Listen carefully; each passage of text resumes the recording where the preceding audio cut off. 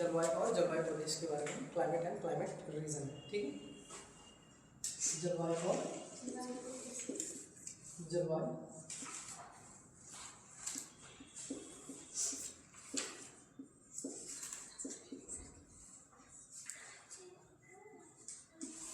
प्रदेश है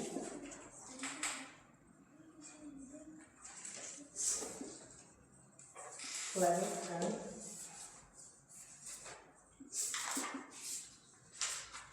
climate reason. Climate and climate reason आज जो पढ़ना है जलवायु और जलवायु प्रदेश के विषय में पढ़ना है। जलवायु क्या होता है? किसी भी स्थान की, किसी भी भौगोलिक स्थान के, किसी भी भौगोलिक स्थान पर लंबे समय अवधि के लिए, एक लंबे समय अवधि मतलब लगभग हम 25 वर्ष 30 से 35 वर्ष मानते हैं। लंबे समय अवधि कितना है? लगभग 30 से 35, तो आप लगभग 35 वर्ष ले सकते हो। 35 वर्ष तक किसी भी भौगोलिक स्थान की जो मौसमी अवस्थाएं होती है या उनकी विविधताओं, मौसमी अवस्थाओं या विविधताओं के औसत को क्या बोलते हैं? जलवायु कहते हैं। ये कितने वर्ष का समय होता है? लगभग एक लंबे समय अवधि को मतलब यहाँ पे लगभग 35 वर्ष मान सकते हैं। किसी भी स्थान की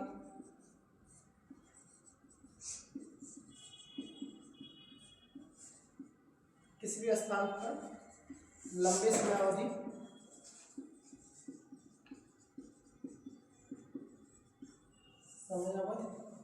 लगभग कितना? 35 वर्ष।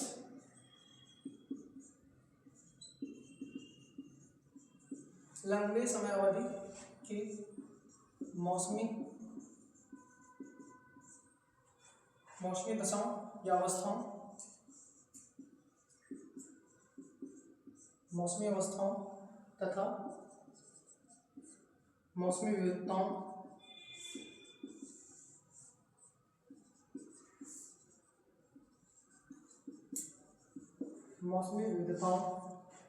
के औसत को जलवायु कहते हैं।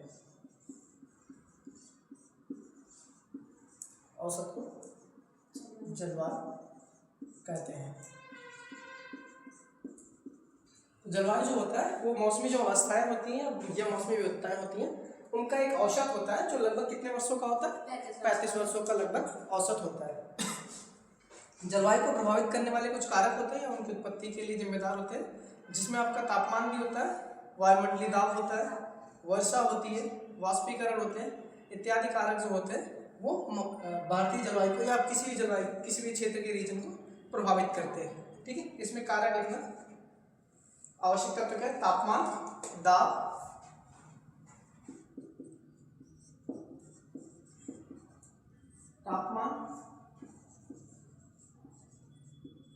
वायुमंडलीय दाब,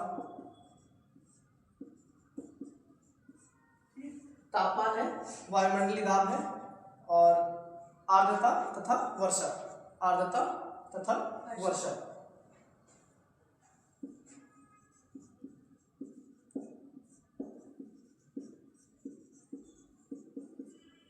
किसी भी क्षेत्र की जलवायु को प्रभावित करने वाले ये कारक होते हैं।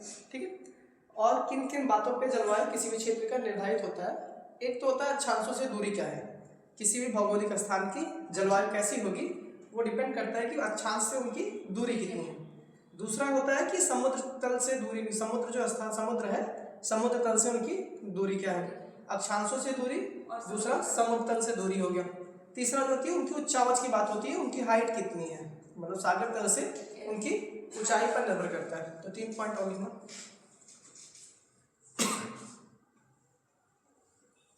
किन पर निर्भर करता है? एक तो आपका समुद्र तल से दूरी,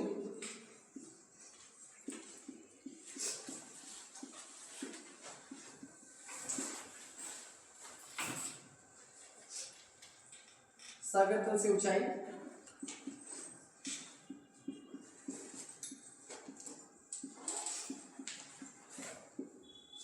सागर तल से ऊंचाई, अक्षांशों की स्थिति,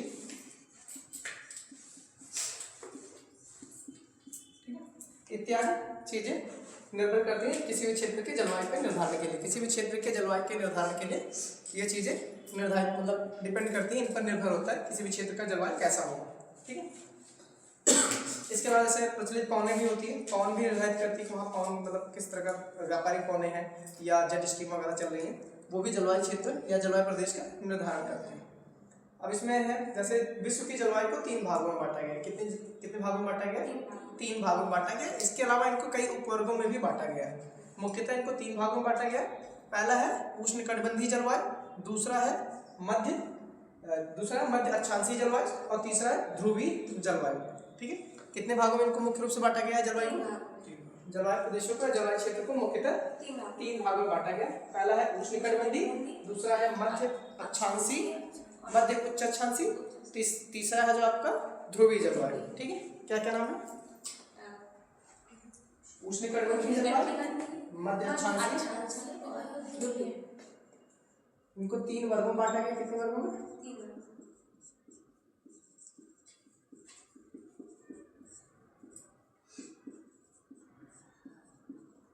और इसके अलावा इनको कई उपवर्गों में भी बांटा गया। ठीक है,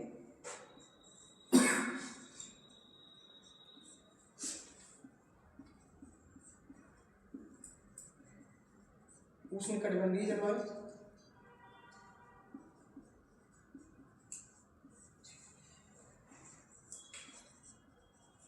मध्य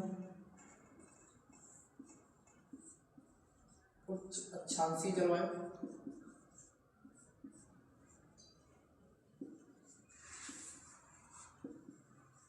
मध्य उच्च अक्षांशीय जलवायु, तीसरा है आपका ध्रुवीय जलवायु।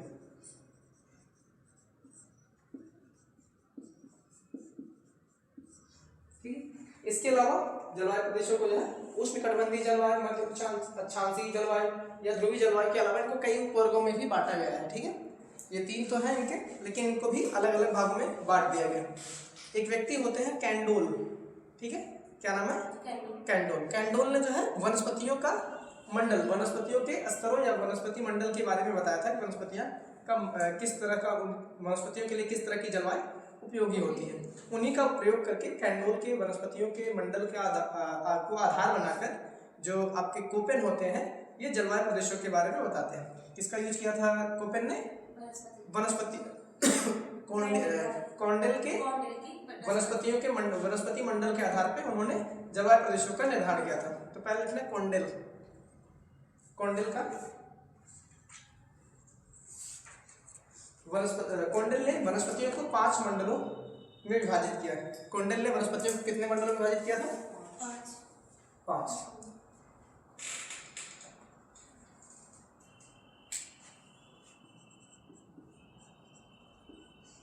कॉन्डेल ने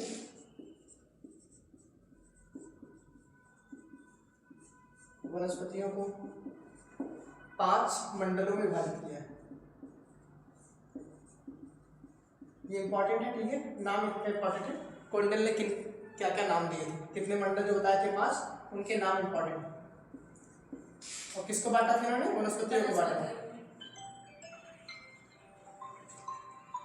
ठीक है, 5 मंडलों में विभाजित किया। पहला होता है आपका मेगाथर्मल। ठीक है, मेगाथर्मल मंडल,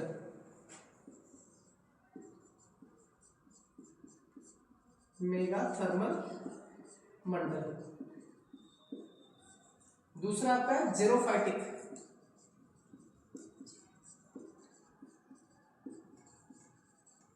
जेरोफाइटिक मंडल। जेरोफाइटिक मतलब क्या होता है? मरुद्भिदी या मरुस्थल में उगने वाली वनस्पतियां।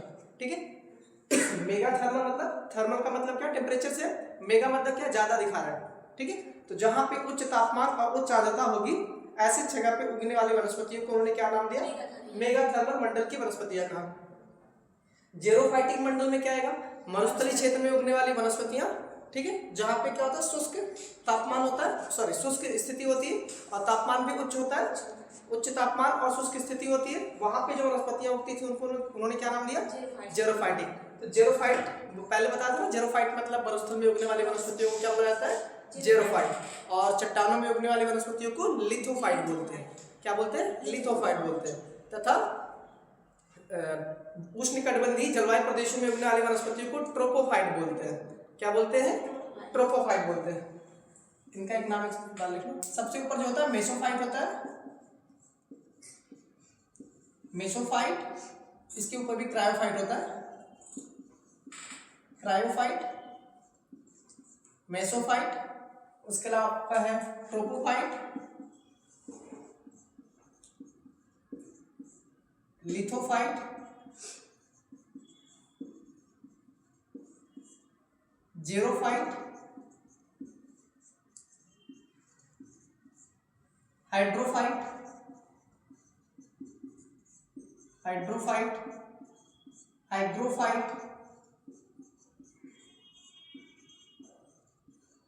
पायरोफाइट,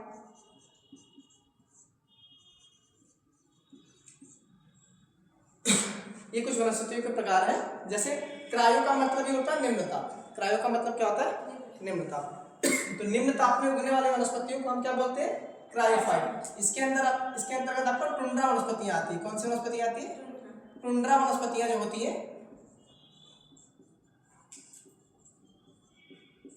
इसके साथ में निम्न ताप में उगने वाली वनस्पतियां। कैसे ताप में?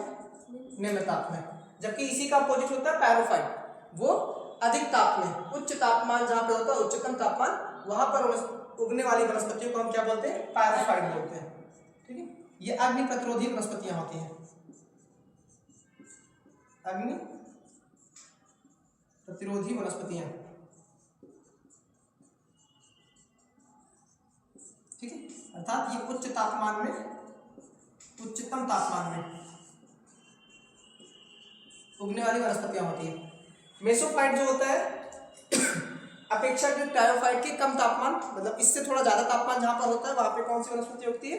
मेसोफाइट। इसको हम लिख सकते हैं, क्रायोफाइट को लिख सकते हैं शीत कटिबंध में। कहाँ पे? शीत कटिबंध में होता है, क्योंकि टुंड्रा तो वही होता है ना, शीत कटिबंध में। जबकि मेसोफाइट जो होता है ये टैगा वन कहलाते हैं। कौन से वन कहलाते हैं? Taiga one. और इनको हम बोल सकते हैं शीतोष्ण कटिबंध में उगने वाली वनस्पति है। कौन से कटिबंध में? शीतोष्ण कटिबंध में उगने वाली वनस्पतियों को हम क्या बोलते हैं? मेसोफाइट बोलते हैं या टैगा वन बोलते हैं। ठीक है, ट्रोपोफाइट मतलब क्या होता है? उष्ण कटिबंधीय क्षेत्र में उगने वाली वनस्पतियां। उष्ण कटिबंधीय वनस्पतियों को बोलते हैं ट्रोपोफाइट। अगला होता है लिथोफाइट। लिथो मतलब चट्टान से संबंधित, तो चट्टानों पर उगने वाली वनस्पतियों को क्या बोलते हैं? लिथोफाइट बोलते हैं। तो चट्टानी वनस्पतियां, जिसमें आपका आता है लाइकेन वगैरह आते हैं। ठीक है, लाइकेन क्या है? चट्टानी वनस्पति है, चट्टानों पर उगने वाली वनस्पति है। जेरोफाइट मतलब, जेरो का मतलब ये क्या है? मरुस्थल या मरुद्भिद। मरुस्थल में उगने, जो मरुस्थल होते हैं वहां पे उगने वाली वनस्पतियों को क्या बोलते हैं? जेरोफाइट बोलते हैं। वहां से ही जो कौंडिन्य थे उन्होंने 5 मंडलों में एक बांटा था, जेरोफाइटिक, जेरोफाइटिक मंडल। तो जेरोफाइट मतलब क्या? मरुस्थलीय वनस्पतियां।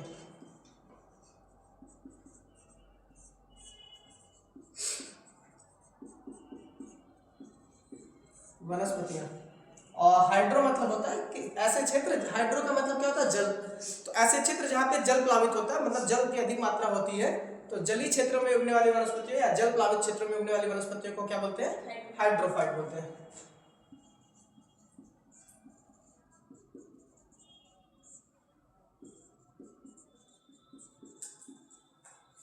जल क्षेत्र, जल प्लावित क्षेत्र की वनस्पतियां।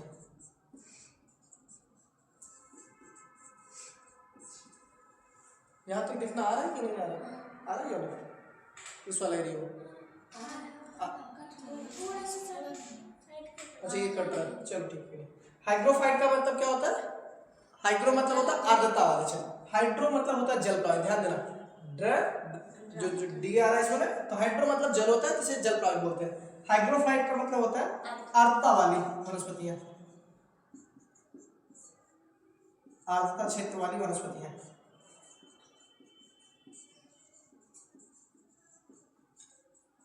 ठीक है, ये कुछ वनस्पतियों के प्रकार बांटे गए हैं कि जिस क्षेत्र में उगती है वनस्पतियां उनको हम किस नाम से जानते हैं। फाइट का मतलब होता है पौधा होता है। क्या होता है?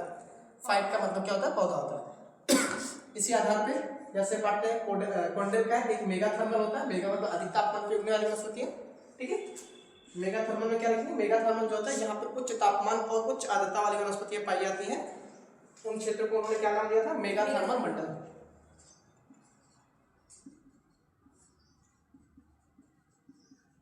उच्च तापमान व उच्च आर्द्रता, जहां पे आर्द्रता भी अधिक हो के लिए उपयुक्त वनस्पतियां हैं।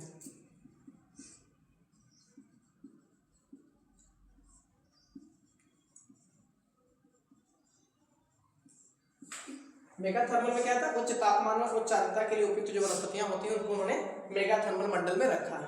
जो भी ऐसी वनस्पतियां हैं जो उच्च तापमान के लिए और उच्च आर्द्रता के लिए उपयुक्त है उनको उन्होंने किस में रखा है, मेगा थर्मल मंडल में रखा है। दूसरा है जेरोफाइटिक मंडल।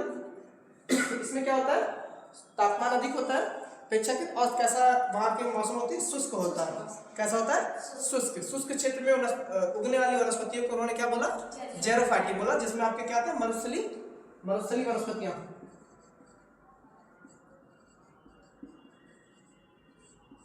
इसमें उन्होंने मरुस्थलीय वनस्पतियों को रखा, मरुस्थलीय वनस्पतियां, ठीक है, वनस्पतियां जहां पे तापमान कैसा होता है, शुष्क तापमान। तापमान उच्च होता है और शुष्क आर्द्रता होती है। आर्द्रता कैसी है, शुष्क, ठीक है।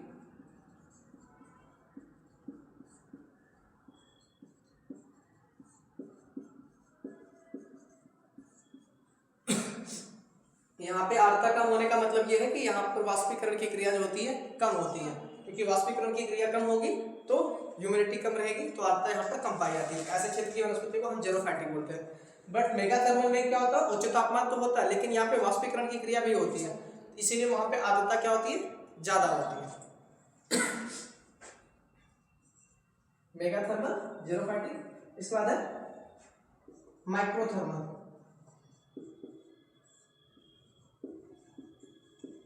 माइक्रो का मतलब जैसे मेगा मतलब अधिक तापमान, तो माइक्रो का मतलब क्या है, निम्न अपेक्षाकृत क्या है, कम तापमान की वनस्पतियों को उन्होंने क्या बोला, माइक्रोथर्मल बोला। तो 10 डिग्री से लेके 22 डिग्री तक के टेम्परेचर वाले क्षेत्र में उगने वाली वनस्पतियां जो होती हैं वो माइक्रोथर्मल कहलाएंगी। क्या कहलाएंगी, माइक्रोथर्मल।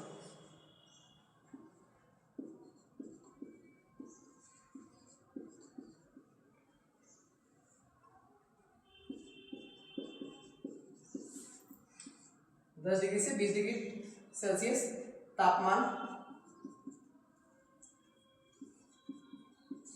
वाले क्षेत्र की वनस्पतियां।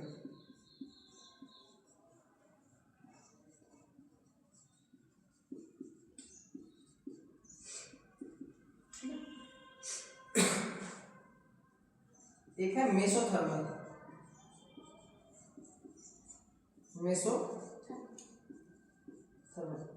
मेसोथर्मल में क्या होता है कि यहाँ पर जहाँ ऐसे क्षेत्र जहाँ पे वर्षा भी होती रहती है, वर्षा के लिए उपयुक्त होती है, तापमान भी उच्च रहता है, ठीक है। उच्च तापमान और वर्षा के लिए अनुकूलित वनस्पतियां जो होती हैं उनको उन्होंने किसमें रखा, मेसोथर्मल में रखा।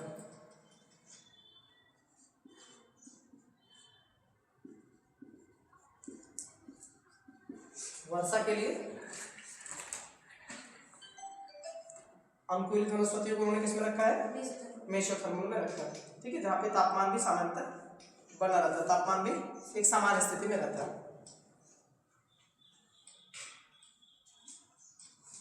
वर्षा के लिए अनुकूलित या उपयुक्त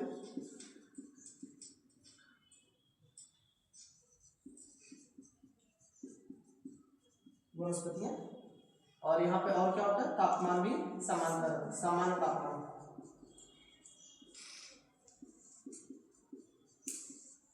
सामान्य तापमान। अगला होता है हेकिस्टोथर्मल। क्या नाम है, हेकिस्टोथर्मल। और ये एग्जाम में पूछा गया है, ठीक है, यूपी के लोअर पीसीएस एग्जाम में पूछा गया था, लोअर पीसीएस में, ठीक है। हेकिस्टोथर्मल उसमें दिया गया था कि ऐसे कौन से क्षेत्र होते हैं जहाँ की वनस्पतियां मतलब निम्न तापमान में उगने वाली वनस्पतियों को किस नाम से जानते हैं, हेकिस्टोथर्मल। निम्न तापमान अर्थात क्या होगा, शीत कटिबंध वाले क्षेत्र में उगने वाली वनस्पतियों को क्या नाम दिया उन्होंने, हेकिस्टोथर्मल, ठीक है। निम्न तापमान हेकिस्टोथर्मल, हेकिस्टोथर्मल। आप लोग इधर बैठते हैं सामने तो ज्यादा सही, ठीक है। हेकिस्टोथर्मल निम्न तापमान की वनस्पतियां।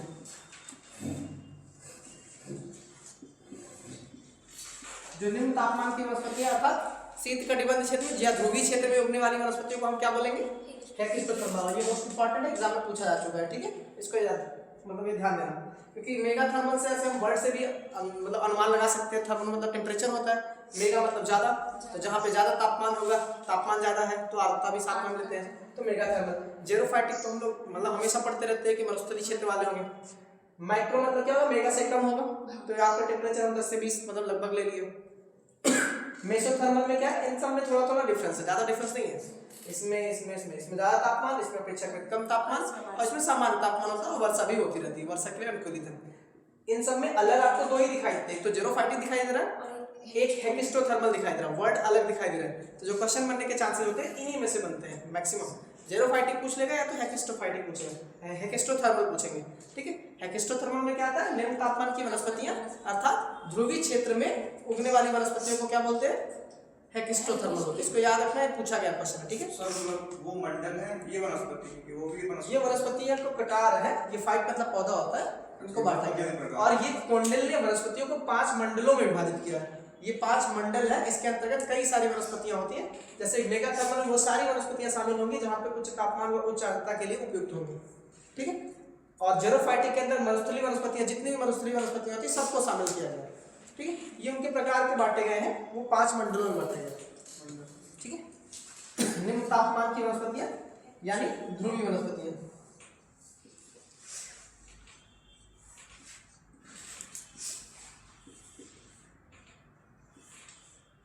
ठीक है। दोनों इंपॉर्टेंट है, इस साइड वाला भी इंपॉर्टेंट है, ये ज्यादा पूछा जाता है एग्जाम में, ये भी पूछा जाता है। एक बार एक क्वेश्चन आया था हेकिस्टोथर्मल का, किसी साल में आया था, ये आया था 2013 के यूपी लोअर पीसीएस में आया था कि हेकिस्टोथर्म या हेकिस्टोथर्मल पौधे कैसे होते हैं। इसमें ऑप्शन था तेज प्रकाश में उगने वाली वनस्पतियां, अधिक ताप पर उगने वाली वनस्पतियां, बहुत कम ताप पर उगने वाली वनस्पतियां और बहुत कम प्रकाश में उगने वाली वनस्पतियां। तो बहुत कम तापमान में उगने वाली वनस्पतियों को क्या बोलते हैं, हेकिस्टोथर्मल बोलते हैं, ठीक है। ये एग्जाम में पूछे जा चुका है। अब इन्हीं का प्रयोग करके कोपेन आते हैं, वनस्पतियों के 5 मंडलों का उपयोग करके कौंडिल्य ने जलवायु प्रदेशों का निर्धारण किया था, ठीक है।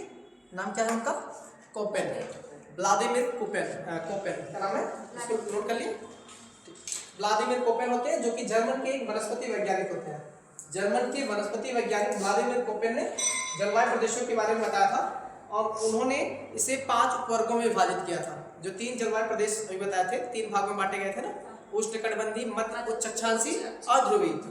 उन्होंने उसको 5 भागों में बांटा। कितने भागों में बांटा, 5 उपवर्गों में बांटा है। कितने वर्गों में, 5 उपवर्गों में उन्होंने बांटा है। पहला होता है उष्णकटिबंधीय जलवायु क्षेत्र या उष्णकटिबंधीय जलवायु प्रदेश, लिखवा रहे हैं इसमें कोपेन।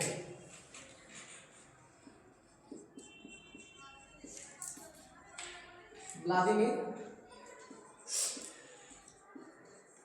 कोपेन, ये कहाँ के रहने वाले हैं, जर्मनी के, जर्मन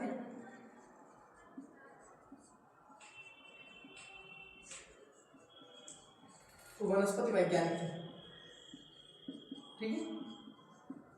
ये जर्मनी के क्या है, जर्मन वनस्पति वैज्ञानिक थे, ठीक है। इन्होंने वनस्पतियों और जलवायु प्रदेशों के बीच में संबंध स्थापित किया था कि वनस्पतियां जो होती हैं और जलवायु जो होते हैं एक दूसरे के साथ क्या होता है, घनिष्ठ संबंध रखते थे। ये भी क्वेश्चन एक बार अलग से पूछा गया। ये बात किसने कही थी कि जो वनस्पतियां होती हैं, वनस्पतियों का वितरण होता है और जलवायु में एक घनिष्ठ संबंध होता है, तो किसने कहा था, कोपेन ने कहा था। इस पॉइंट पे आ रहा है, इन्होंने क्या बोला था कि वनस्पतियों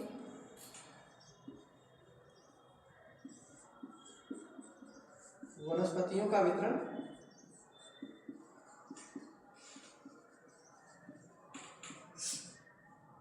व जलवायु के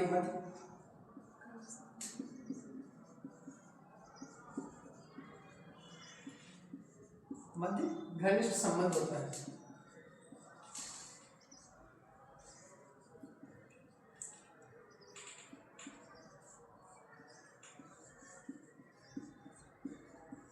ठीक है, तो ये पॉइंट याद रखना कि वनस्पतियों का वितरण और जलवायु के मध्य घनिष्ठ संबंध होता है। इस विषय में किसने बताया था, व्लादिमीर कोपेन, या कोपेन शॉर्ट में याद करना। ये कहाँ के रहने वाले थे, जर्मन के रहने वाले थे, ठीक है। ये एग्जाम में आ चुका है क्वेश्चन कि ये किसका वाक्य है, ठीक है, या स्टेटमेंट किसने दिया था।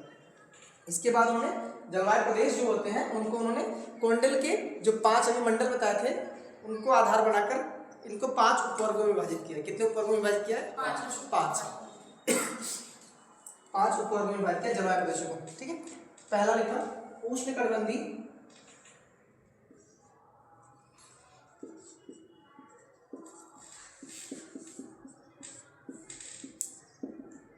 जलवायु प्रदेश को 5 उपवर्गों में विभाजित किया। पहला है उष्णकटिबंधीय जलवायु प्रदेश।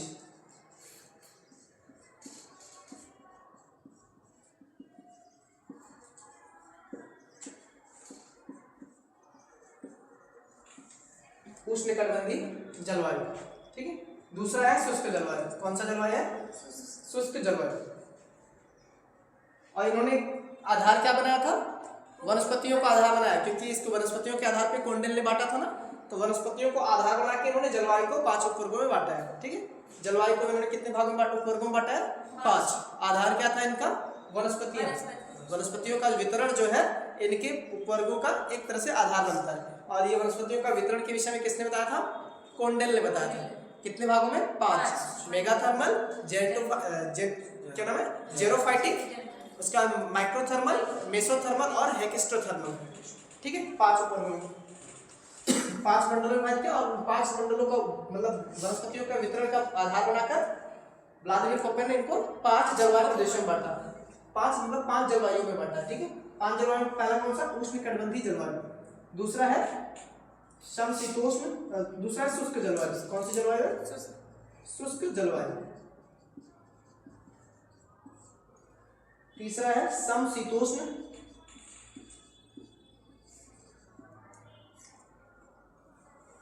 क्या है?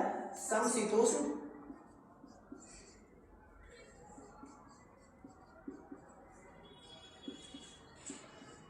समशीतोष्ण जलवायु।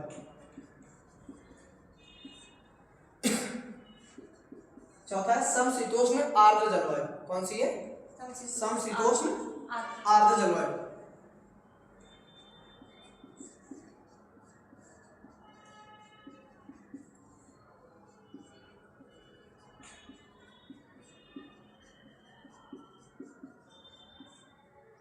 और 5वां है आपका ध्रुवीय जलवायु।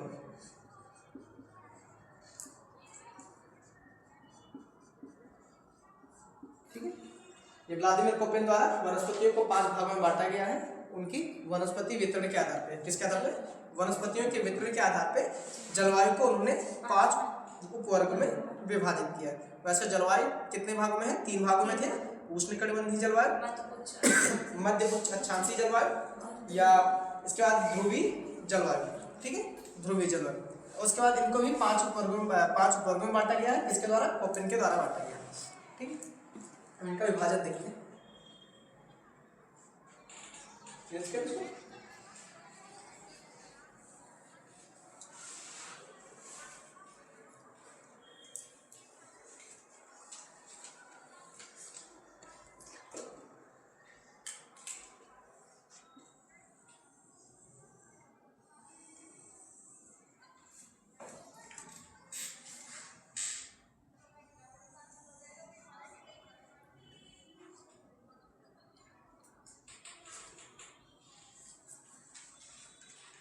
ये आपकी भूमध्य रेखा हो गई। ठीक है, 0 डिग्री। 0 डिग्री मतलब क्या? भूमध्य रेखा। इसी को क्या बोलते हैं? विषुवत रेखा।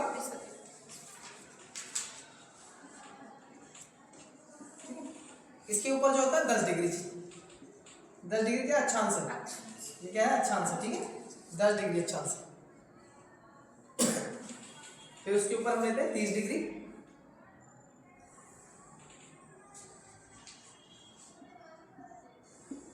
फिर 45 डिग्री।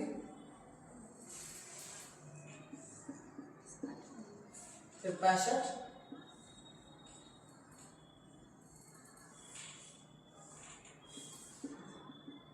इसके बाद आपका 90 डिग्री अर्थात ध्रुवीय क्षेत्र आता है। तो 0 डिग्री से लेकर 10 डिग्री या 0 से 5 ऊपर, ये नीचे भी है। ठीक है, 0 से 5 ऊपर, 0 से 5 नीचे।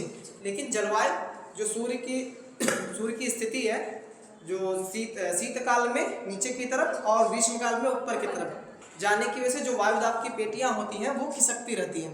तो हम इसको लगभग 0 से 10 मान सकते हैं। ठीक है, 0 से 10, ये ऊपर 25 तक जाती है। और नीचे भी 0 से 10, फिर उसके बाद 15 से 25 तक जाती है। कौन सी? विषुवत। ये इस क्षेत्र में जो जलवायु पाई जाएगी उसका नाम विषुवत रेखीय जलवायु होगा। कैसा होगा?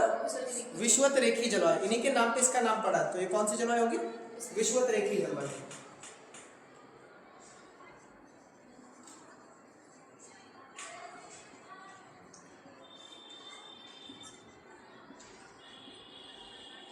नाम क्या है? विषुवत रेखीय जलवायु।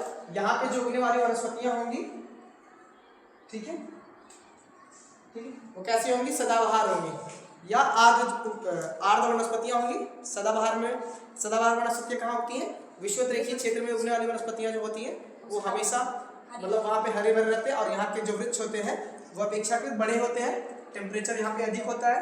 जैव विविधता भी क्या होती है? भूमध्य रेखीय वाले क्षेत्र में अधिक पाई जाती है। जो भूमध्य रेखीय जलवायु होते हैं यहाँ पे जैव विविधता अधिक पाई जाती है। वर्ष भर एक समान तापमान रहता है। भूमध्य रेखीय जलवायु में क्या होता है? तापमान जो होता है वो वर्ष भर एक समान रहता है। तापांतर भी इनका क्या होता है? बहुत कम होता है। मतलब दिन और रात के बीच में ताप का अंतर जो होता है बहुत कम होता है।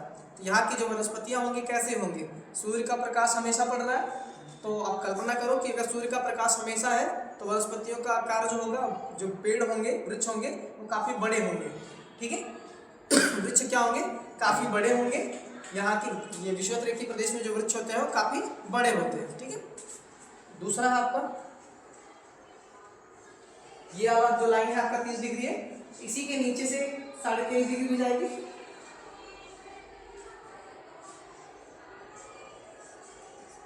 जिसको क्या बोलते हैं? 23.5 डिग्री, जो क्या होती है? कर्क रेखा होती है। कर्क रेखा। तो इस क्षेत्र में जो वनस्पतियां उगती हैं हम उसको बोलते हैं उष्णकटिबंधीय। ठीक है, कैसी जलवायु क्षेत्र होता है ये? उष्णकटिबंधीय जलवायु। और इस क्षेत्र में उगने वाली वनस्पतियां जो होती हैं उष्णकटिबंधीय जलवायु वनस्पतियां होंगी। ठीक है, ये जो क्षेत्र होता है किसका होता है? उष्णकटिबंधीय जलवायु।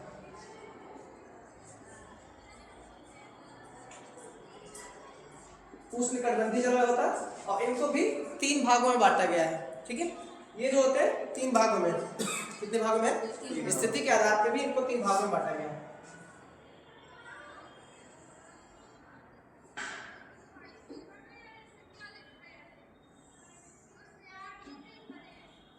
सबसे पूर्व में जाएंगे, पूर्व की दिशा में जाएंगे तो ये वाली जो वनस्पति है इसको बोलते हैं मानसूनी जलवायु।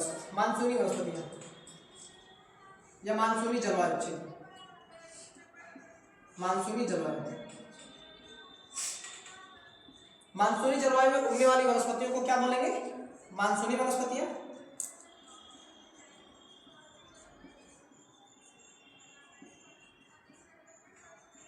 क्या बोलते हैं? मानसूनी वनस्पतियां। ठीक है, यहाँ पे उगने वाली जो वनस्पतियां होंगी उनको बोलते हैं मानसूनी वनस्पतियां।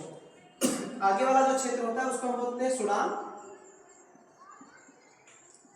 या सवाना तुल्य वनस्पतियां। कौन सी वनस्पतियां? सुडान या सवाना तुल्य वनस्पतियां। इस क्षेत्र में क्या होता है? जो वनस्पतियां उगती हैं उनको हम सवाना तुल्य बोलते हैं। कारण क्या है कि अगर देखो वायुदाब की पेटियों की बात करें तो वायुदाब जो होता है वो पूर्व से पश्चिम दिशा में चल रहा है। हवाएं जो चलती हैं वो किस दिशा में चल रही है? पूर्व से पश्चिम चल रही है। तो अगर ये हवाएं पूर्व से पश्चिम चल रही है तो सबसे ज्यादा वर्षा, अगर ह्यूमिडिटी लेंगी सागर से तो सबसे ज्यादा वर्षा जो कराएंगी वो पूर्वी, किसी भी महाद्वीप के पूर्वी भाग में कराती है। तो पूर्वी भाग में वनस्पतियां ज्यादा पाई जाएंगी, बड़े वृक्ष पाए जाएंगे। जहाँ पे भी बारिश ज्यादा होगी वहाँ पे बड़े वृक्ष पाए जाएंगे। इस वाले क्षेत्र में सबसे पहले मानसूनी जलवायु होता है। यहाँ पे क्या होता है? बड़े वृक्ष वगैरह पाए जाते हैं। जैसे जैसे आगे जाते हैं, एक लाइन पे आगे जाएंगे तो यहाँ पे पहले तो बड़े वृक्ष मिलेंगे आपको, फिर अपेक्षाकृत क्या होता है? छोटे वृक्ष मिलते हैं, फिर आपको घास वगैरह मिलते हैं, फिर आपको यहाँ पे मरुस्थल दिखाई देता है। इस वाले क्षेत्र में क्या होता है? मरुस्थल दिखाई देता है। क्या दिखाई देता है? मरुस्थल। क्योंकि वायु में क्या होती है? आर्द्रता कमी होने की वजह से यहाँ पे बारिश नहीं होती लास्ट में। तो ये क्रम जो है पूर्व से पश्चिम की तरफ होता है। पूर्व में आपको बड़े बड़े वृक्ष दिखाई देते हैं मानसूनी जलवायु वाले क्षेत्र में। आगे बढ़ते हैं तो आपको सवाना तुल्य या सुडान तुल्य वनस्पतियां दिखाई देती हैं, जहाँ पे घास के मैदान दिखाई देते हैं। क्या दिखाई देते हैं? ठीक है, यहाँ पे आपको घास के मैदान दिखाई देते हैं।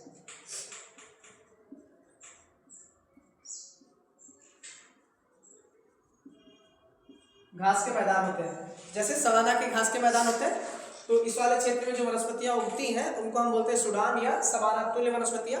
ये यानी कि सूडान वाले क्षेत्र में वनस्पतियां, ये सवाना तुल्य वनस्पतियां आगे आपको ब्राजील वगैरह में भी दिखाई देती हैं। उसके समानांतर आगे भारत के प्रायद्वीपीय क्षेत्र में भी सवाना तुल्य वनस्पतियां होती हैं। सवाना तुल्य वनस्पतियां जो होती है आपके ऑस्ट्रेलिया में भी दिखाई देती है। ठीक है, ये एक वनस्पतियों का एक प्रकार है और ये सिर्फ सूडान में ही नहीं है, इनका एक नामकरण किया गया है कि या इनको सूडान या सवाना तुल्य वनस्पतियां कहते हैं। और ये क्षेत्र जो होता है आपके अफ्रीका में तो दिखाई देता है, उसके अलावा दक्षिण अमेरिका में ब्राजील वाला क्षेत्र जो होता है भारत के मतलब प्रायद्वीपीय भारत में दिखाई देता है। ऑस्ट्रेलिया में भी सवाना या सूडान तुल्य वनस्पतियां दिखाई देती है। ठीक है, अगला जो होता है मरुस्थलीय जलवायु, इसको जलवायु लिखो, सवाना तुल्य जलवायु ज्यादा सही है। ठीक है, क्योंकि वनस्पतियों की तो हम बात ही कर रहे हैं ना, तो जलवायु है क्योंकि मानसूनी जलवायु फिर सवाना तुल्य जलवायु। अगला होगा मरुस्थलीय जलवायु।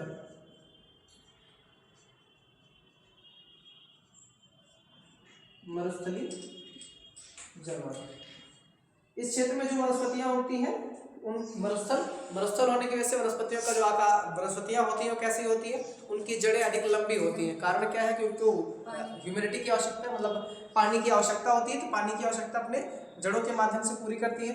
इनकी जो त्वचा होती है काफी मोटी होती है, कैसी होती है, मोटी होती है, जिससे उनका वाष्पोत्सर्जन की क्रिया न कर सके, पानी की कमी ना हो। ठीक है, पानी की कमी क्या हो ना हो। इसके अलावा जो इनके ऊपर जो होते हैं क्या पाए जाते हैं, कांटेदार पाए जाते हैं। जो इनकी स्किन होती है मतलब तना होता है, तना के ऊपर जाता है कांटेदार पाए जाते हैं, जिससे वाष्पोत्सर्जन की क्रिया वाष्पोत्सर्जन जो होता है कम होता है, कांटेदार पाए जाते हैं। और इसमें कौन कौन से होते हैं, जैसे आपके कैक्टस वगैरह हो गया, नागफनी वगैरह होता है, ये सब किस में आता है, मरुस्थलीय जलवायु में आते हैं। यहाँ पे उगने वाली वनस्पतियों को क्या बोलेंगे, मरुस्थलीय वनस्पतियों के नाम से जाना जाता है। इनको हम उष्णकटिबंधीय जलवायु प्रदेश भी कहते हैं, क्योंकि इस क्षेत्र में जो जलवायु प्रदेश होता है उसको क्या बोलते हैं, उष्णकटिबंधीय जलवायु प्रदेश के नाम से जाना जाता है। अब इसके ऊपर जो है आपका ये आता है, इस वाले क्षेत्र में भूमध्य सागरीय, कौन सा है, एक तो ये भूमध्य रेखीय है, ध्यान देना, इसको विषुवत रेखीय या भूमध्य रेखीय बोलते हैं। ये रेखा वाले क्षेत्र में मतलब भूमध्य रेखा जाती है, इसलिए इसका नाम क्या है, विषुवत रेखीय या भूमध्य रेखीय। जबकि ये वाला क्षेत्र जो है भूमध्य सागर की स्थिति वाला है, भूमध्य सागर जहाँ पे है, इसलिए इसका नाम क्या है, भूमध्य सागरीय जलवायु।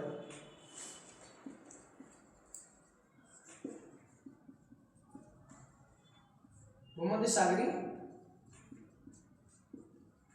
जलवायु, ये इनका वो देख लो कौन कौन से अक्षांश के, लगभग 30 से ऊपर, मतलब 30 से 45 तक जो होता है, कौन सा होता है, भूमध्य सागरीय जलवायु पाया जाता है।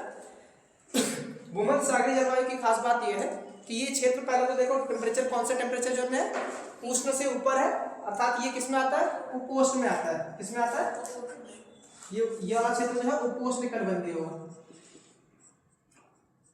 उपोष्ण कटिबंध जलवायु।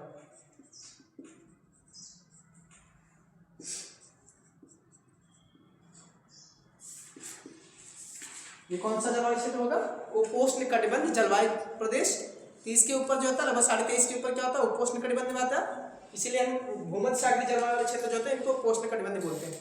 यहाँ पर शीत ऋतु में अधिक वर्षा होती है, कब बारिश ज्यादा होती है, शीत ऋतु में। तो एक क्वेश्चन पूछा गया कि भूमध्य सागरीय जलवायु में किस सीजन में वर्षा, किस ऋतु में सबसे ज्यादा वर्षा होती है, शीत ऋतु में यहाँ पे वर्षा सर्वाधिक होती है, जबकि ग्रीष्म ऋतु में अपेक्षाकृत कम होती है, क्योंकि वायुदाब की पेटियों से इनका संबंध होता है। भूमध्य सागरीय जलवायु का क्या है, भूमध्य सागरीय जलवायु में शीत ऋतु में अधिक वर्षा होती है, जबकि ग्रीष्म ऋतु में वर्षा इनकी वजह से कम होती है। ठीक, भूमध्य सागरीय जलवायु में जो भी प्रदेश आते हैं उनके नाम जैसे क्या है, इसमें आपका है फ्रांस है, भूमध्य सागर के आसपास वाले जो क्षेत्र है, फ्रांस, इटली, स्पेन, बाल्कन प्रायद्वीप वगैरह जो क्षेत्र होता है वो किस में आता है, पूरा भूमध्य सागरीय जलवायु प्रदेश में आते हैं। भूमध्य सागरीय जलवायु प्रदेश में, भूमध्य सागरीय जलवायु प्रदेश की खास बात और है जो एग्जाम में पूछी जाती है कि यहाँ पे जो उगने वाली वनस्पतियाँ होती हैं उसमें रसीले फल जो होते हैं, जितने भी रसीले फल होते हैं वो यहाँ पे ज्यादा पाए जाते हैं। ठीक है, भूमध्य सागरीय जलवायु में क्या है, रसीले फल पाए जाते हैं। रसीले फल जैसे आपका संतरा हो गया, नींबू हो गया, अंगूर हो गया, इनकी पैदावार जो होती है ज़्यादा होती है, ठीक है, इस क्षेत्र में उगने वाली वनस्पतियों की।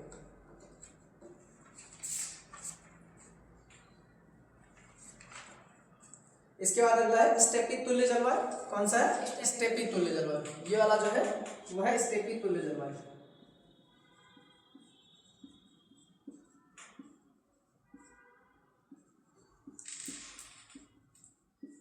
ठीक है, यहाँ पे स्टेपी तुल्य जलवायु होता है, ये भी ठंडे प्रदेशों में, ठंडे प्रदेश की वनस्पतियां होती हैं, और ये वनस्पतियां आपको यूरोप और एशिया के मध्य क्षेत्र में पाई जाती है, जहाँ पे इनका एक तरह से ट्रांजिशन होता है यूरोप और एशिया का, वहाँ पर ये देखने को मिलती है, उनको बोलते हैं स्टेपी तुल्य जलवायु। यहाँ पे वनस्पतियां जो पाई जाती हैं उनको स्टेपी तुल्य जलवायु वनस्पति बोलते हैं। अपेक्षाकृत यहाँ पे क्या होता है, घास के मैदान पाए जाते हैं। क्या पाए जाते हैं? घास के मैदान यहाँ पे पाए जाते हैं।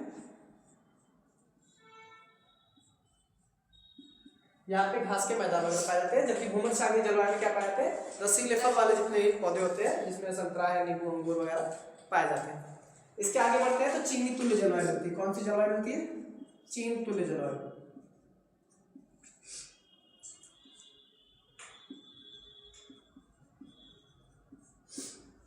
चीन तुल्य जलवायु की वनस्पतियां, यहाँ पे कैसा होता है, ये शुष्क क्षेत्र है, सॉरी यहाँ पे क्या होता है, हाँ शुष्क क्षेत्र है, क्योंकि वर्षा कम होती है। 30 डिग्री से 45 डिग्री वाले क्षेत्र में वर्षा की मात्रा कम होने की वजह से यहाँ की जो वनस्पतियां होती हैं वो कैसी होती हैं, चीन तुल्य, मतलब इनका नाम क्या है, चीन तुल्य जलवायु है, और वनस्पतियां यहाँ पर अपेक्षाकृत जो होती है कम पाई जाती हैं। ठीक है, शुष्क क्षेत्र होने की वजह से यहाँ पे तापमान बहुत कम होता है, तापमान भी कम होता है, और ह्यूमिडिटी की मात्रा कम होने की वजह से वनस्पतियां कम पाई जाती हैं।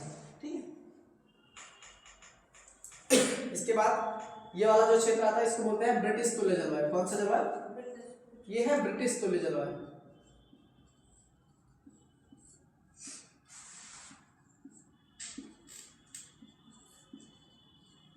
ये ब्रिटिश तुल्य जलवायु। उसके बाद वाला जो है साइबेरिया तुल्य जलवायु।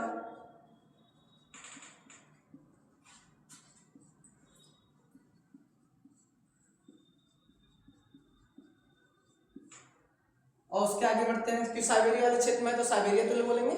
आगे जाते हैं तो लॉरेंसिया वाला क्षेत्र आता है, इसीलिए उसका नाम क्या है, लॉरेंसिया या लॉरेंसियन तुल्य जलवायु।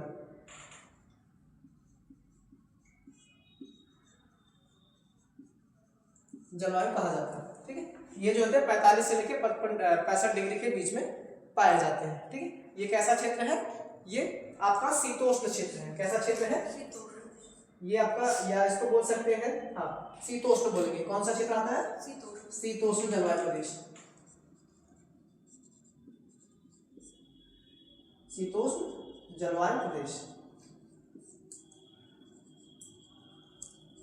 इनको शीतोष्ण जलवायु प्रदेश के नाम से जाना जाता है। ब्रिटिश तुल्य जलवायु आती है, साइबेरिया तुल्य है, और लॉरेंसियन तुल्य जलवायु। 65 डिग्री से ऊपर जाते हैं तो वहां पे वनस्पतियां कैसी पाई जाएंगी, टाइगा और टुंड्रा तुल्य वनस्पतियां पाई जाती हैं। तो यहाँ पे तापमान बहुत कम होता है। ठीक है, इसलिए यहाँ की जो जलवायु प्रदेश होता है उसको बोलते हैं ध्रुवीय जलवायु। क्या नाम दिया गया है? ध्रुवीय जलवायु। यहाँ पे जो वनस्पतियां होती है कैसी होती है, टुंड्रा वनस्पतियां और टाइगा वनस्पतियां होती है। कैसी कैसी वनस्पतियां होती है? टुंड्रा और टाइगर वाली वनस्पतियां यहाँ पे पाई जाती हैं।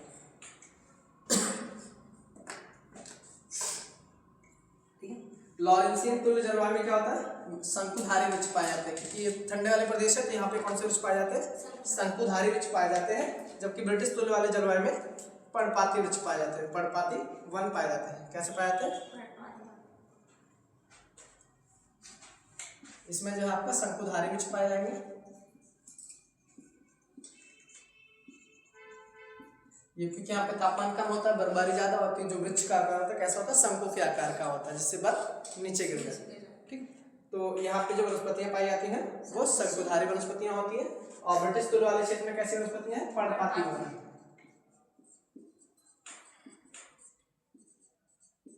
इस क्षेत्र में उगने वाली वनस्पतियां जो होती है उनको क्या बोलते हैं, पर्णपाती वनस्पतियां कहते हैं। ठीक, ये जलवायु प्रदेश है, इनका नाम याद रखना। सबसे नीचे विषुवत-रेखीय जलवायु आता है, उसके बाद ऊपर वाले क्षेत्र में मरुस्थलीय जलवायु, सवाना या सुडान तुल्य जलवायु, फिर मानसूनी जलवायु। फिर ऊपर बढ़ते हैं तो चीन तुल्य जलवायु, स्टेपी तुल्य जलवायु, भूमध्यसागरीय जलवायु। आगे ब्रिटिश तुल्य, साइबेरियन और लॉरेंसियन तुल्य जलवायु, और ऊपर क्या है, ध्रुवीय जलवायु या ध्रुवीय पेटी जलवायु। ठीक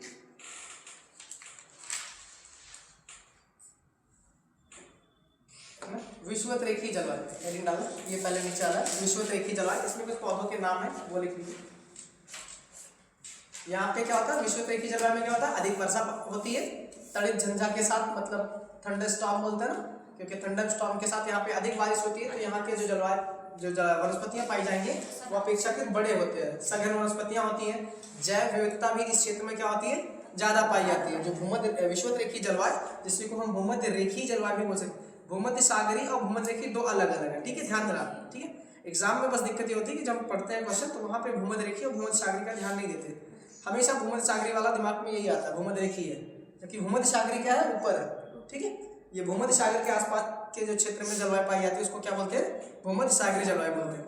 जो विषुवत रेखीय है उसी को हम क्या बोलते हैं, भूमध्य रेखीय जलवायु कहते हैं। तो यहाँ पे क्या होता है, वर्ष भर तापमान अधिक भी रहता है और वर्षा भी इसकी वजह से ज्यादा होती है। वाष्पीकरण की क्रिया होती है जिसकी वजह से हमेशा वर्ष होता है, मतलब वर्षा होती रहती है। वर्षण की क्रिया यहाँ पे अधिक होती है, वर्षण होता है मतलब वर्षा होती रहती है, जिससे यहाँ की वनस्पतियां भी अधिक पाई। जहाँ पे टेम्परेचर और वर्षा पर्याप्त मात्रा में होती है उस क्षेत्र में जैव विविधता अधिक देखने को मिलती है। ठीक है, जैसे आपको जितनी भी जनसंख्या दिखाई दे, किसी भी क्षेत्र की जनसंख्या, अगर मनुष्य की बात की जाए तो मनुष्य में भी जनसंख्या, मतलब जनसंख्या के आधार पर देखा जाए तो सबसे अधिक जनसंख्या कौन से क्षेत्र में पाई जाती है, जहाँ पे अधिक तापमान और अधिक वर्षा वाले जितने भी क्षेत्र हैं वो अनुकूल होते हैं जनसंख्या के लिए। जनसंख्या के लिए अनुकूल होते हैं। जैसे भारत की जनसंख्या खुद ही देखो कितनी ज़्यादा है, भारत हो गया, चाइना हो गया और अदर देश की। जबकि हम जैसे जैसे पोल की तरफ जाते हैं वहाँ पे जनसंख्या में कमी दिखाई देती है। कारण क्या है कि तापमान जो होता है किसी भी क्षेत्र में या किसी भी जीव की उत्पत्ति के लिए तापमान अति आवश्यक होता है। ठीक है, तापमान जो होता है अति आवश्यक होता है। तो इस तापमान जो होता है वाष्पीकरण की क्रिया भी करती है, वर्षा का जल वाष्पीकृत होता है जिसकी वजह से वर्षा होती है और वर्षा होने के पश्चात पेड़ पौधे या जैव विविधता यहाँ पर अधिक पाई जाती है। इसमें वनस्पतियों के कुछ नाम लेना, इसमें जैसे अबोनी है, महोगनी, सिंकोना,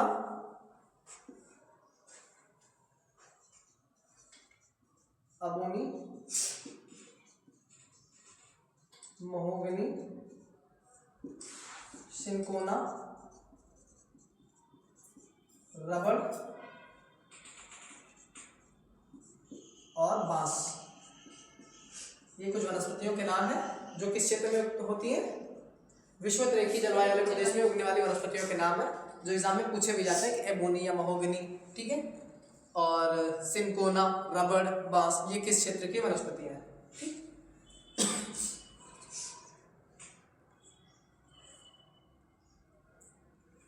इसके अलावा अगला है सवाना तुल्य जलवायु।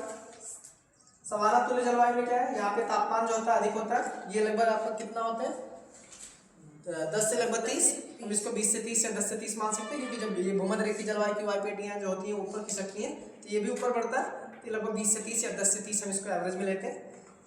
ठीक है, यहाँ पे तापमान जो होता है वर्ष भर उच्च बना रहता है, तापमान यहाँ पे अधिक होता है। सवाना तुल्य में क्या होगा, ये वाला क्षेत्र तापमान अधिक बना रहेगा। यहाँ पर घास के मैदान पाए जाते हैं। कारण क्या है कि जब वायु चलता है पूर्व से पश्चिम की तरफ तो उसमें नमी की मात्रा की कमी की वजह से आगे जैसे जैसे बढ़ते हैं पूर्व से पश्चिम की तरफ तो नमी की मात्रा क्या होती है, कम होती जाती है, इसलिए वनस्पतियां भी छोटी होती चली जाती हैं। जैसे मानसूनी जलवायु में जाते हैं तो बड़ी वनस्पतियां दिखाई देती हैं, बड़े बड़े वनस्पतियां घास के मैदान दिखाई देते हैं। कि जैसे ही हम सवाना तुल्य जलवायु में पहुंचते हैं तो वहाँ पे वनस्पतियों का आकार या घास के मैदान का आकार जो होता है या वृक्षों का आकार की बात करें वो अपेक्षाकृत छोटा होता है। ठीक है, वो क्या होते हैं, छोटे होते चले जाते हैं। और आगे बढ़ते हैं तो मरुस्थलीय जलवायु आता है। यहाँ पे और कम वृक्ष या घास के मैदान तो पाए नहीं जाएंगे, यहाँ पे वनस्पतियों में विविधता भी कम पाई जाएगी। पूर्व से पश्चिम में जाने पर किसी भी महाद्वीप के पूर्व से पश्चिम में आप देखेंगे तो वहाँ पे वनस्पतियों में विविधता दिखाई देती है। ठीक है, किंतु अगर इसके ऊपर जाएंगे, ध्यान देना, यहाँ तक क्या है कि पूर्व से पश्चिम जाने पर विविधता आपको ज्यादा दिखाई देती है। पूर्व से पश्चिम जाने पर क्या होता है, विविधता कम होती जाती है, महाद्वीपों पे विविधता कम होती जाती है। यहाँ पे अधिक बारिश होगी, इसके बाद कम, फिर उससे कम, फिर उससे कम। किसी महाद्वीप जैसे आप एशिया महाद्वीप का देख लो या अफ्रीका का देख लो तो पूर्व क्षेत्र में क्या होगा, क्योंकि इधर आपका हिंद महासागर है, वहां से हवाएं जो होती हैं आर्द्रता लेती हैं और पूर्वी भाग में ज्यादा बारिश कराएंगी। अब जैसे हवाएं आगे बढ़ेंगे उसमें आर्द्रता की कमी होगी तो आगे वाले क्षेत्र में क्या आएगा, वर्षा कम होगी। ये वाला जो क्षेत्र है मानसूनी, जैसे आपका इथियोपिया वगैरह देश है, अफ्रीका का बात करते हैं, इथियोपिया वगैरह जो देश होंगे वहाँ पे अधिक बारिश होगी, तो वहाँ पे मानसूनी जलवायु वाला प्रदेश होगा, मानसूनी वनस्पतियाँ पाई जाएंगी। जैसे ही इथियोपिया को क्रॉस करके आगे बढ़ेंगे सूडान वगैरह के क्षेत्र में, तो वहाँ पे आपको घास के मैदान दिखाई देंगे, वृक्ष का जो आकार होगा, साइज होगी, वो छोटा होगा। ठीक है, तो उसको हम बोलते हैं क्या, घास के मैदान बोलते हैं। इस क्षेत्र में जो घास के मैदान होते हैं उनको हम बोलते हैं सवाना घास के मैदान। किस नाम से आते हैं, सवाना। और जब सूडान से थोड़ा आगे बढ़ते हैं तो आपको सहारा का मरुस्थल दिखाई देता है। क्या दिखाई देता है, सहारा का मरुस्थल दिखाई देता है। कारण क्या है कि वायु में नमी की, जो वायु में नमी है उसकी कमी होती है, वायु में आर्द्रता की कमी होने की वजह से उस क्षेत्र में शुष्क मौसम रहता है। कैसा मानसून रहता है, शुष्क रहता है। वहाँ पे वृक्ष के लिए क्या है, एक अनुकूल स्थिति नहीं होती है, क्योंकि उसे अधिक वर्षा और अधिक तापमान की तो आवश्यकता होती है। साथ में वर्षा भी तो जरूरी है, क्योंकि वर्षा अगर कम होगी तो क्या होगा, वृक्ष वहाँ पे नहीं उगेंगे। अगला देखना, सवाना तुल्य जलवायु, इसका क्षेत्र पता है कहाँ पे, सवाना तुल्य में। सवाना तुल्य में आपका ब्राजील वगैरह भी आता है। ठीक है, सवाना तुल्य में क्या क्या है, ब्राजील है, पराग्वे है, आपका इधर भारत का प्रायद्वीपीय भारत आता है, ऑस्ट्रेलिया है, सूडान वगैरह का जो क्षेत्र है, ये सब किसमें है, सवाना तुल्य जलवायु के अंतर्गत आते हैं। यहाँ पे वर्ष भर तापमान भी उच्च रहता है और आर्द्रता थोड़ा, मतलब आर्द्रता भी यहाँ पे बनी रहती है। अगला है मरुस्थलीय जलवायु, जो इसके बगल में कौन सा है, मरुस्थलीय जलवायु।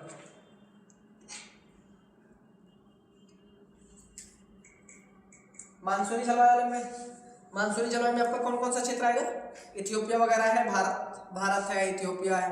कौन कौन से क्षेत्र होंगे मानसूनी जलवायु में, भारत, इथियोपिया इत्यादि जो देश होते हैं। ठीक है, आगे बढ़ते हैं, ब्राजील भी दिखाई देता है। अच्छा, ये मानसूनी जलवायु आपको दिखाई देंगे, जैसे आप अफ्रीका कॉन्टिनेंट में जाओगे तो इथियोपिया में दिखाई देगा, एशिया में जाओगे तो आसियान कंट्री जो होते हैं वहाँ पे मानसूनी जलवायु पाए जाते हैं। मानसूनी जलवायु कहाँ पे दिखेंगे, एशिया कॉन्टिनेंट में आपको आसियान कंट्री जो है वो भारत, यहाँ पे मानसूनी जलवायु पाई जाती है। आगे आपका मिलता है अफ्रीका, अफ्रीका में अगर जब आएंगे तो फिर हिंद महासागर स्टार्ट होता है, मतलब अरब की खाड़ी, जो अरब सागर है वहाँ से फिर ह्यूमिडिटी लेती है, मतलब आर्द्रता लेती है और आगे बढ़ती है। नमी लेने के पश्चात फिर आपके अफ्रीका के पूर्वी भाग में अधिक बारिश कराती है, तो फिर वहाँ पे कैसी वनस्पति पाई जाएंगी, मानसूनी। और आगे बढ़ने के बाद फिर ये वहाँ पे सवाना घास के मैदान, फिर जब आगे बढ़ती है मरुस्थली, फिर एक अगला महाद्वीप आएगा जो दक्षिण अमेरिका वाला है। दक्षिण अमेरिका में भी यही स्थिति होगी। फिर दक्षिण अमेरिका का जो पूर्वी भाग होगा वहाँ पे कैसी वनस्पति होंगी, मानसूनी जलवायु की वनस्पतियां पाई जाएंगी। ठीक है, जिसमें आपका ब्राजील का अमेजन बेसिन दिखाई देता है, घने जंगल। ठीक है, घने जंगल, उसे हम क्या बोलते हैं, फेफड़े के नाम से जानते हैं ना, सबसे ज्यादा वहां से ऑक्सीजन की मतलब मात्रा